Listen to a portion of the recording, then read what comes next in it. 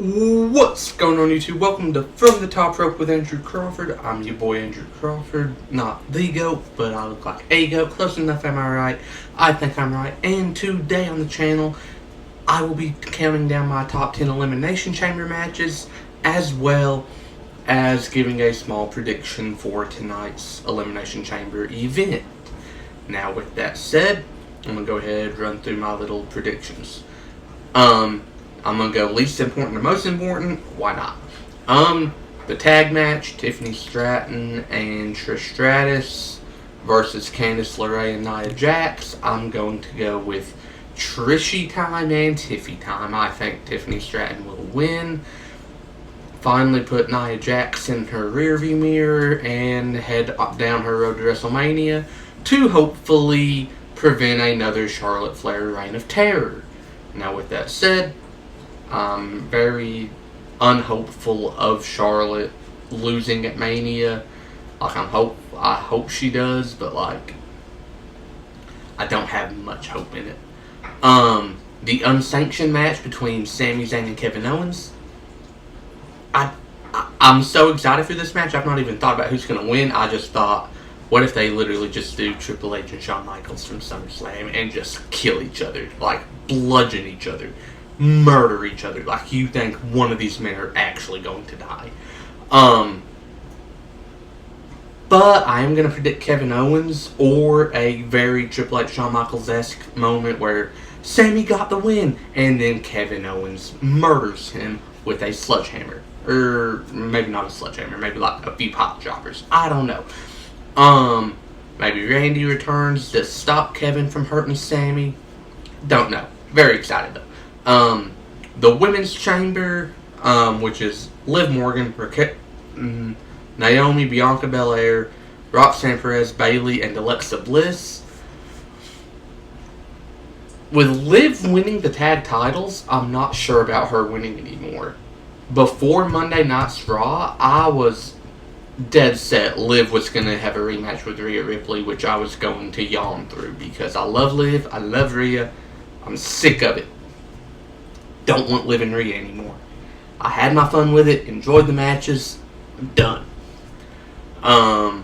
Liv had her revenge tour, I'm done. No more Liv and Rhea, please.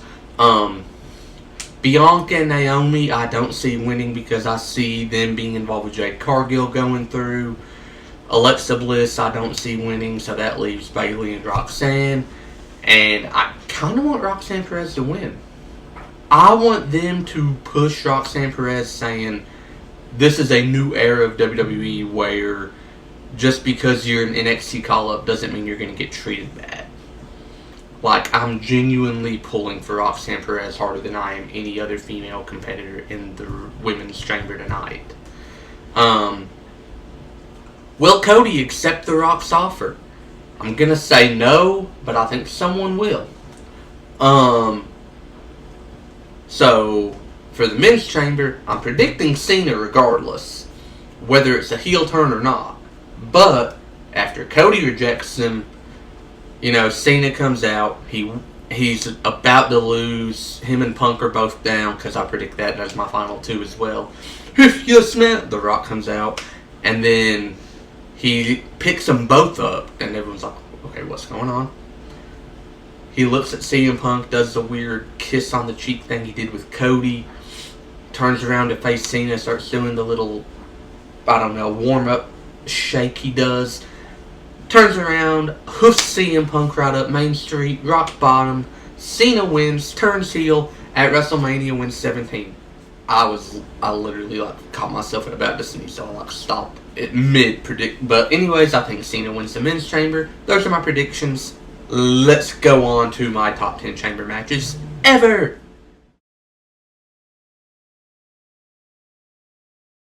Number 10, the Men's United States Championship Chamber 2023. As much as you remember 2023's Chamber pay-per-view being about Sami and Roman and that whole story, this Elimination Chamber match was surprisingly good. I was dreading it because I was like, oh, last mid-card title they did in the Chamber was awful. Sorry to Ryback, and Mark Henry and Dolph Ziggler. And whoever else was in it, I don't even remember. See? But no, it was very good, very fun. Montez Ford showed his capability to potentially be a megastar in this industry. I loved it. I thought Montez Ford looked like a beast. I thought Rollins did great. Theory did great. Damian Priest showed his chops. It showed that he's got what it takes. Logan Paul getting involved was awesome. I genuinely have no gripes about this match. I can't think of one. But I don't think it's better than the other 9. So, 10 it is.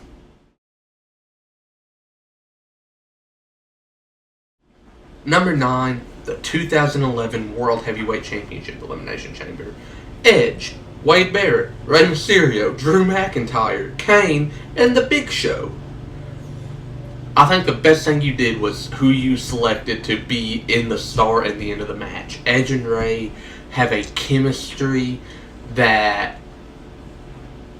is perfect for the industry. It is so cool to see them in the ring together. I've watched a lot of their matches. They've never had a bad one. I absolutely adore the pairing of Edge and Rey, whether they're in a tag team or whether they're facing each other. Drew looked like a stud. This was pre-workout regimen Drew. He was scrawny. He was a punk. He was a twerp. But he was still really good. Kane looked great. Big Show looks like a monster because he's the Big Show. And they made Wade Barrett a believable main eventer. Like, this chamber was a lot of fun.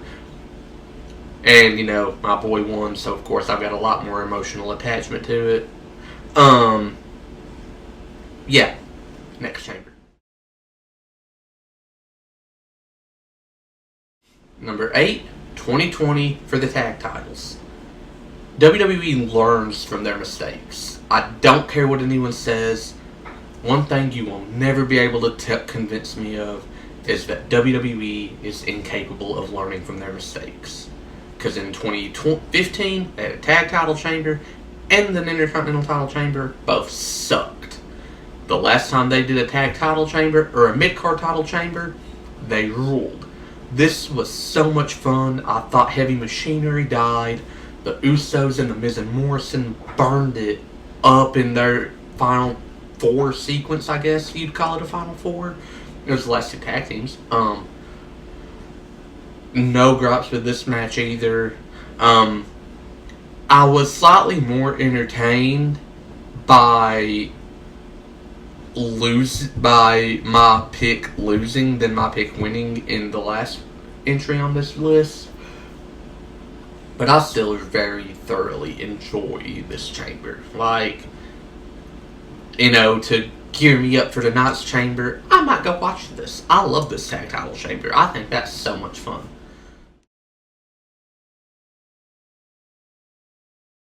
Number 7, New Year's Evolution 2005.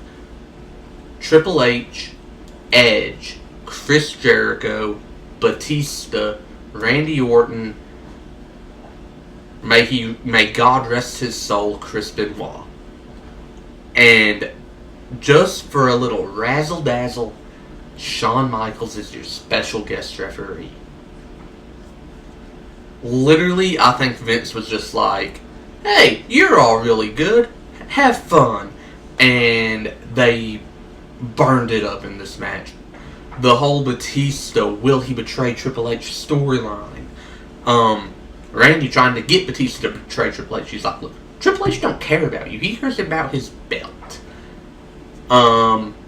Kill him. You know, Edge, Benoit, Jericho, they're 3 of the greatest workers of all time. They killed it. And then, of course, you know, Randy Orton had Batista. Triple H could have saved him, but he was like, nah. And then Triple H wins, and that whole build to Mania was centered around Triple H and Batista. Love it, love it, love it. Think this chamber match is so good.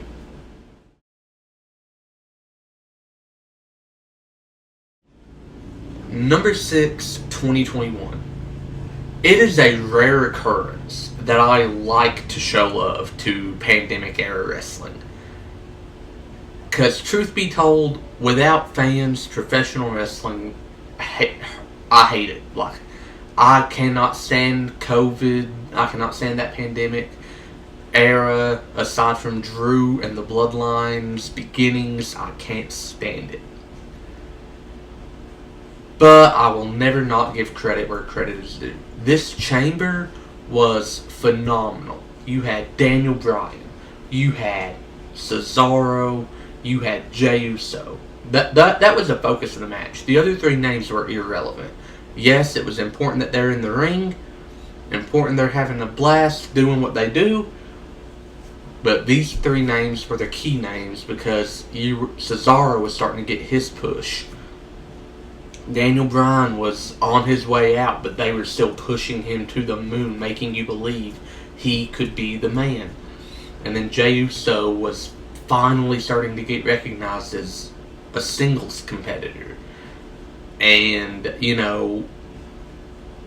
all of that combined with the fact that the winner got to face Roman Reigns, but it was that same night. Daniel Bryan pulled double duty, and when he locks in the yes lock on Roman Reigns after he wins, there is a split second where I'm like, Daniel Bryan's gonna pull this off. And then he didn't, and Roman Reigns would continue to reign for his 1,316 days as champion. I was fine with it. I love the chamber. I think this match was one of the better pandemic era professional wrestling matches we've ever seen. Let's go to the next entry. Number 5, 2008 Raw Chamber. Jeff Hardy, Triple H, Shawn Michaels, Chris Jericho, JBL, and the Samoan Bulldozer, may God rest his soul as well, Umaga. Another match that cooked. Everyone in the chamber, even Umaga, who had lost so much of his flair and swagger and, aura, had their reasons to want to have a shot at the WWE title. But mainly, Jeff Hardy and Triple H. And that being the final two was perfect. JBL going crazy after his Elimination Chamber and caving in the skull of Chris Jericho was perfect. The only thing I would have done differently, not in hindsight, but at the time, in hindsight, Jeff ended up getting suspended before Mania. But at the time, I would have had Jeff win, and instead of having his crowning moment at a C tier, B tier pay-per-view, his crowning moment is at WrestleMania. Come on. It was right in front of you guys. Come on, Vince. I mean, WrestleMania's buy rate would have skyrocketed for the sheer fact of having that as a main event level match. And because the fans were desperate to see Jeff Hardy become the WWE Champion. He didn't at Mania. He was suspended. Whoops. But either way, I love this chamber. It's so much fun. Like I said, watching Chris Jericho get his head caved in with that chair by JBL frightens me every time. Like, genuinely, I'm like, he killed him. Anyways, next chamber. Number 4, 2010 World Heavyweight Championship. Now, there were two names in this match. Probably shouldn't have been there. Ain't no way they were going to win. That was John Morrison and R-Truth. I'm sorry, love them both. They were not going to win this. Because of the other four men. Chris Jericho, Undertaker, CM Punk, Rey Mysterio. Four men that you could genuinely argue are the greatest of all time. But the match ain't what it's. The moments. CM Punk doing another Sermon on the Mount. Undertaker wrestling through third-degree burns because some pyro guy tried to catch him on fire. I know it was an accident, but still, I got beef with the dude. And a Shawn Michaels in the shadows looming because he wanted one more shot at The Undertaker's streak. These ingredients formulated the best story, or the second best story ever in a chamber. Third best story. But still a top tier story for a chamber match. And that moment when Shawn Michaels cost The Undertaker and gives the World Heavyweight Championship to a man that he had spent 2 years ago feuding with in Chris Jericho, seeing the disdain on his face for Jericho winning, but he did what he had to do. That is storytelling to perfection. That is beauty in front of us. Number 3, 2019. Kofi wasn't supposed to be in the spot. It was supposed to be Mustafa Ali. But then Mustafa Ali gets hurt. Kofi gets put in his place. On a gauntlet match heading into Chamber, there's a moment where AJ tells Kofi, man, just stop. You're good. Give up. And Kofi shoves AJ and says, I've waited 11 years for this. And in the back of my mind when I'm watching this, I'm like, you have! You've been in this company for 11 years and never got a WWE title match. And from that moment on, if Kofi didn't win the WWE title, I would have stopped watching wrestling for at least probably like a week. I was never actually going to stop. What do you mean? And then in the Chamber, Kofi, Jeff Hardy, Samoa Joe, Daniel Bryan, AJ Styles, and Randy Orton. 6 legends of the industry, whether it's Indies or WWE, they are all legends. And it comes down to Kofi and Bryan, the ego heel Eco WWE champion, and the underdog that we never realized how much he deserved it, battling it out. And there's a spot where it looks like Kofi's hulking up. Daniel Bryan is kicking him. And these were not like WWE like softer kicks. These were New Japan just bam right in the chest. And Kofi Kingston was like, come on, hit me. And I'm sitting there, and you know, I ain't gonna lie, I was sitting in my room, I was sitting in my dorm watching it, and I was like, Vince hates Kofi. Ain't no way Kofi's winning this. Like, I was not letting myself believe. But there came a moment where I did, and I was so heartbroken. Seeing that final shot at Chamber of the New Day holding Kofi, letting him know it's gonna be okay, going into Mania, Kofi finally winning. This Chamber is the second best story to be told in a Chamber, but the action is also something to behold.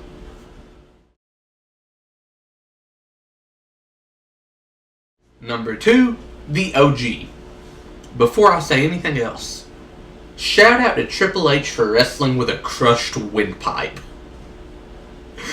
Yeah, I said when RVD went for the 5-star frog splash, landed his knee in the throat of Triple H. Triple H carried on like a boss, bro. And then, you know, you had Shawn, Jericho, Booker T, Kane, and like I said, RVD and Triple H. They burned it up again. These are all-time greats in the match. And then, you know, to have Shawn Michaels win 4 years after retiring and us not knowing if we'd ever see Shawn Michaels be at this level again. He does it. And this was a legitimate retirement. Shawn broke his back. Like, should never have wrestled again, but he did. And he did this, and they did that. That this Chamber is the precedent and the standard bearer for all Chambers to come. To top it would take excellence in terms of story and in-ring action. Which brings us to number 1.